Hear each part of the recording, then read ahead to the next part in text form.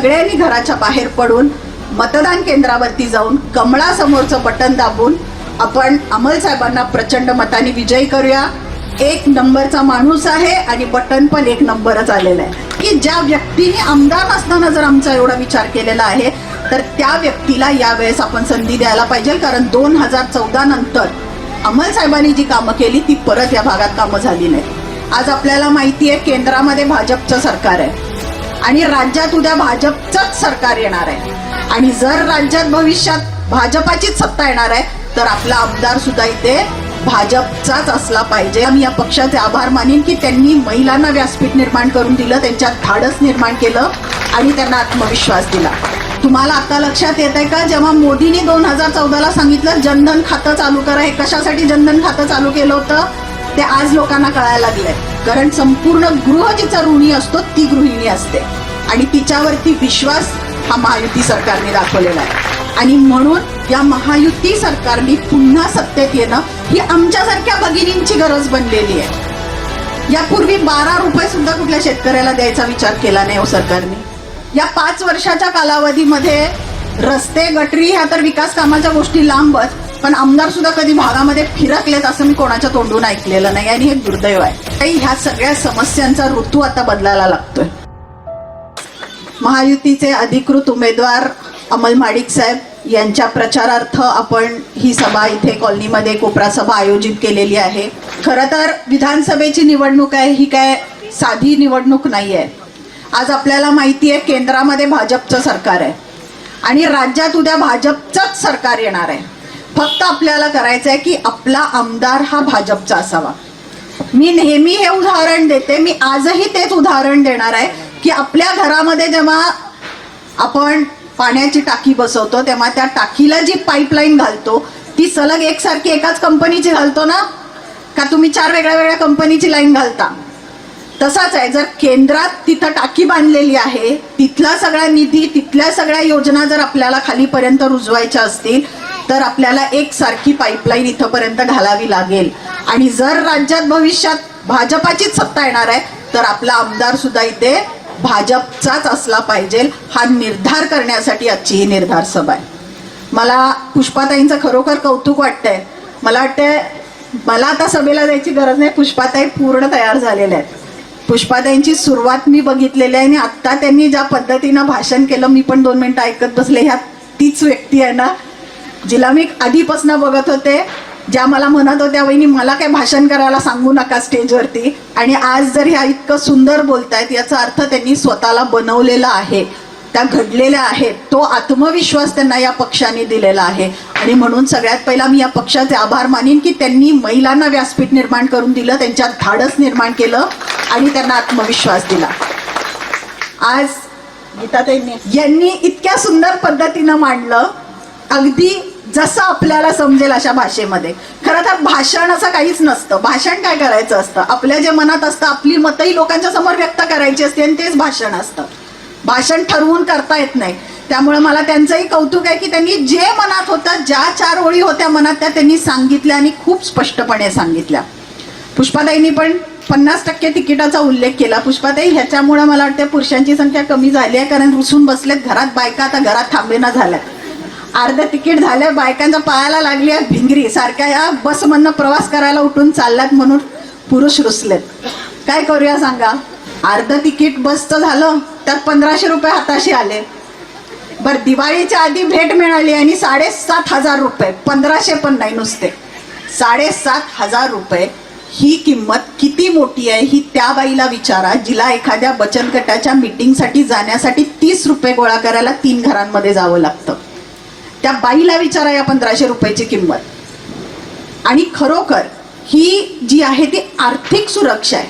कुठलीही महिला कधीही नवऱ्याने पैसे दिले तर ती स्वतःच्या मौज मस्तीसाठी उडवत नसते, कुठलीच उडवत नाही, आम्ही सुद्धा नाही. आणि ही फॅक्ट आहे की महिलांच्या हातात पैसा नेहमी सुरक्षित असतो. आणि म्हणून तुम्हाला आता लक्षात येत आहे का जेव्हा मोदींनी 2014ला सांगितलं जनधन खातं चालू करा, हे कशासाठी जनधन खातं चालू केलं होतं ते आज लोकांना कळायला लागलंय. का बँकेमध्ये जाऊन अकाउंट उघडा म्हणून सांगितलं होतं ते आज लोकांना कळायला लागलंय. आणि महिलांच्याच नावे का पैसे जमा केले, कारण तेवढी शाश्वती आहे की ही महिला कुटुंबाचा आधार आहे. कारण एक महिला जर घरामध्ये तुमची आजारी पडली ना, बायको वगैरे, तर मग तुमचे खाण्याचे सुद्धा वांदे होतात. त्याच्यामुळं संपूर्ण कुटुंब हे स्त्रीवरती अवलंबून आहे आणि स्त्री हा कुटुंबाचा खरा कणा आहे, म्हणून तिला गृहिणी म्हणतात.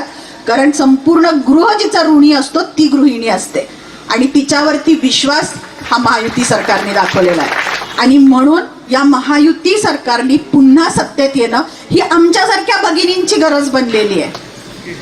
कारण इतके वर्षात खरंच आहे, जसं पुष्पाताई म्हटल्या, इतके वर्षात कुणी आपला विचारच केला नाही. आज शेतकऱ्यांना 12-12 हजार रुपये जमा होतात त्यांच्या खात्यामध्ये PM किसान योजनेतून. यापूर्वी 12 रुपये सुद्धा कुठल्या शेतकऱ्याला द्यायचा विचार केला नाही हो सरकारने. मग महायुती सरकार वाईट का? एवढ्या चांगल्या योजना युवकांच्या पासून ते ज्येष्ठांच्या पर्यंत, महिलांच्या पासून शेतकऱ्यांच्या पर्यंत योजना राबवणारं एकमेव सरकार आहे. आणि त्या योजना फक्त कागदावर नाही आहेत बरं का, या प्रत्येकाच्या घरापर्यंत पोचलेल्या आहेत, लोकांनी अनुभव घेतलेला आहे. आणि त्यामुळं आज या सरकारविषयी एक विश्वासार्हता लोकांच्यात तयार झालेली आहे. आम्ही आता इतकं महिनाभर झालो, आम्ही सभा घेतोय, आम्ही छोट्या छोट्या मीटिंग्स घेतोय, लोकांना भेटतोय. यांच्या सगळ्यांच्या 200च्या वर सभा झालेल्या आहेत, करून मीटिंगा घेऊन झालेल्या आहेत. आणि आम्हाला दुर्दैव आहे ह्या भागाचं की आम्हाला अजूनही, जेव्हा 2014ला अमल साहेबांचा प्रचार करायला आम्ही आलो होतो इथं, तेव्हा जी समस्या होती ती आजही समस्या आहे. रस्त्याची, गटरीची, कचऱ्याची, सगळी तीच समस्या आहे. मला वाटतं आता परवा आपण त्या पलीकडच्या कॉलनीमध्ये उद्घाटन केलं रस्त्याचं. म्हणजे जर 5 वर्षानंतर तुम्हाला जर ह्याच समस्या जर जाणवत असतील तर हे कुठंतरी बदलायला लागतंय. आणि बरोबर बोलल्या गीताताई, ह्या सगळ्या समस्यांचा ऋतू आता बदलायला लागतोय, इथं बदल व्हायला लागतोय. कारण ज्या 5 वर्षामध्ये ज्या आमदारांनी काम करणं अपेक्षित होतं, लोकांची विकास कामं करणं अपेक्षित होतं, ज्या काही त्यावेळेस जे काही खोटं नरेटिव्ह सेट केलं गेलं, अमल साहेबांच्या बद्दल असू देत, सरकारबद्दल असू देत, जे काही खोटा प्रचार केला गेला, कुठेतरी त्या प्रचाराला सर्वसामान्य माणूस बळी पडून इथे 2019ला सत्तांतर झालं किंवा इथे काँग्रेसचा उमेदवार निवडून आला. पण ज्या आशेने लोकांनी त्यावेळेस मतदान केलं असेल की बाबा काहीतरी नवीन, एक नवीन चेहरा आहे, काहीतरी नवीन चांगलं करेल, तर असं काहीही घडलेलं आम्हाला दिसत नाही आहे. मला वाटतं संपूर्ण लोकांचा त्यांनी विश्वासघात केलेला आहे. संपूर्ण कार्यकर्त्यांच्या इच्छेवरती, सर्वसामान्य माणसाच्या मतदानाच्या विश्वासावरचा त्यांनी विश्वास उडवून टाकलेला आहे. या 5 वर्षाच्या कालावधीमध्ये रस्ते, गटरी ह्या तर विकास कामाच्या गोष्टी लांबच, पण आमदार सुद्धा कधी भागामध्ये फिरकलेत असं मी कोणाच्या तोंडून ऐकलेलं नाही. आणि हे दुर्दैव आहे. जर आपण विकासाला मतदान करतोय तर तो विकास दिसला पाहिजे, नाहीतर लोकांचा मतदान प्रक्रियेवरनं विश्वास उठेल आणि परत उद्या लोक म्हणतील विश्वास पानिपतच्या युद्धातच मेला, आता विश्वासच नाही. त्याच्यामुळं मतदानावरचा विश्वास, डॉक्टर बाबासाहेब आंबेडकरांनी जो आपल्याला जे सामर्थ्य दिलेलं आहे, मतदानाचा जो अधिकार दिलेला आहे, त्या अधिकाराचा आपण योग्य रीतीने वापर करायला पाहिजे. आपण मतदान करताना काही गोष्टी लक्षात ठेवायला पाहिजेत. योजना काय आहेत सरकारच्या, त्या कशापणे राबवलेल्या आहेत याच्या मी डिटेलमध्ये जाणार नाही, पण आज त्या योजना तुमच्यापर्यंत पोचलेल्या आहेत याचा अर्थ त्या कोणीतरी पोचवलेल्या आहेत. कोणीतरी पुढाकार घेतला म्हणून इथे कॅम्प्स राबवण्यात आले, कॅम्प लावले म्हणून त्या योजना तुमच्यापर्यंत पोचल्या. म्हणजे कोणीतरी तुमचा विचार केला. आणि हा विचार आता आपण केला पाहिजे की ज्या व्यक्तीने आमदार नसताना जर आमचा एवढा विचार केलेला आहे तर त्या व्यक्तीला यावेळेस आपण संधी द्यायला पाहिजे. कारण 2014 नंतर अमल साहेबांनी जी कामं केली ती परत या भागात कामं झाली नाहीत. आणि पुन्हा एकदा आपल्याला शाश्वत विकासाकडे जायचं असेल, कायमस्वरूपी विकासाकडे, तर आपल्याला भाजपाला निवडून देणं, अमल साहेबांना निवडून देणं हे क्रमप्राप्त आहे. आज ही बैठक फक्त याच्यासाठीच आहे की आपण फक्त विचार मंथन करायचंय. प्रत्येक जण आपापले जे विचार मांडते त्याचा आपण घरी जाऊन विचार करायचा आहे की बाबा इतक्या लोकांनी त्यांचं म्हणणं मांडलं, मत मांडलं, मी आज माझं स्वतःचं मत मांडलं. कारण हे बघा, माझा जन्म कोल्हापूरचा आहे, मी लहानपणापासून कोल्हापुरात वाढले, पण मी कोल्हापूर त्यावेळेस जे बघितलेलं आहे तेच अजूनही बघतीये, काही बदल नाही आहे. मग जर कुठेतरी आपल्याला कोल्हापूरचा विकास करायचा असेल, ज्या पद्धतीनं आता आपल्या जवळच एअरपोर्ट झालंय, हा शाश्वत विकास आहे, याला शाश्वत विकास म्हणतात. म्हणजे जो कायमस्वरूपी आहे, भविष्यात त्याच्यामुळं आजूबाजूच्या जमिनींच्या किमती वाढतात, आजूबाजूच्या कॉलन्या सगळ्या चांगल्या पद्धतीनं सेट होतात, कारण तेवढा निधी मिळतो आपल्याला, कारण एअरपोर्ट जवळ असल्यामुळे हा सगळा भाग त्याच्या जवळपासचा आहे. हा शाश्वत विकास असतो. आणि त्याच्यानंतर नक्कीच आपल्या गावाचा आला, आपल्या गल्लीचा आला विकास. या सगळ्या गोष्टी या आमदाराकडून करून घ्यायच्या असतात. त्यामुळे आपल्याला पहिला माहिती पाहिजे की आपला जिल्हा परिषद सदस्य काय काम करणार आहे, ग्रामपंचायत सदस्याची काय कामं आहेत, आमदाराची काय कामं असतात, खासदाराची काय कामं असतात. हे जेव्हा आपल्याला कळेल तेव्हा आपण त्या विचाराने मतदान करू. लाडकी बहीण योजना जी एवढी गाजली ना, या लाडक्या बहिणीला विरोध करायला पहिला काँग्रेसचे आमदार होते सभागृहामध्ये. लाडकी बहीण योजना राबवायची नाही. का राबवायची नाही?